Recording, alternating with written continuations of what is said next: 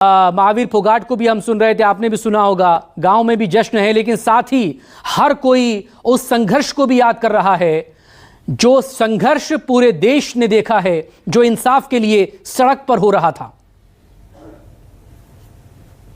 महासिंह जी।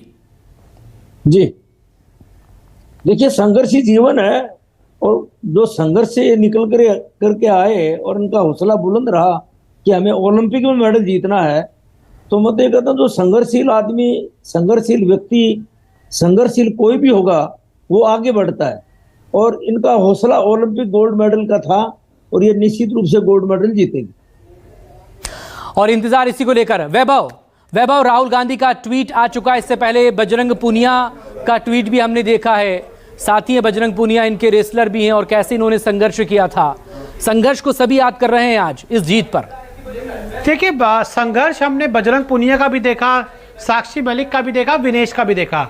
आज एक तरफ विनेश फोगाट है, वो मेडल जीत चुकी है, तो वही दूसरी तरफ हम बजरंग पूनिया की बात है, वो ओलंपिक्स के लिए क्वालिफाई नहीं कर पाए, लेकिन उसके बावजूद वो लगातार सपोर्ट कर रहे हैं विनेश फोगाट का। और विनेश फोगाट से तो हमेशा, वो जब भी ओलंपिक्स में गई है, सभी को हमेशा उम्मीदें रही हैं।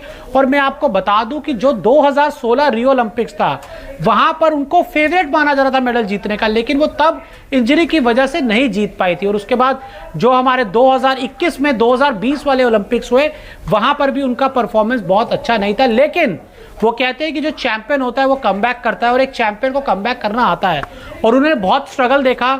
दिल्ली का जंतर मंतर जहां मैं खड़ा हूं बहुत ज़्यादा दूर नहीं है, हम भी उस प्रोटेस्ट का हिस्सा बने थे। और उनकी जो लड़ाई थी वो उनकी फेडरेशन के खिलाफ थी कि किस तरह से उनके फेडरेशन में काम हो रहा है। फेडरेशन के जो अध्यक्ष है ब्रजभूषण शरण सिंह, किस तरह से उनके ऊपर जो गंभीर आरोप लगाए गए, तो उसके खिलाफ ये सभी पहलवान खड़े हुए थे।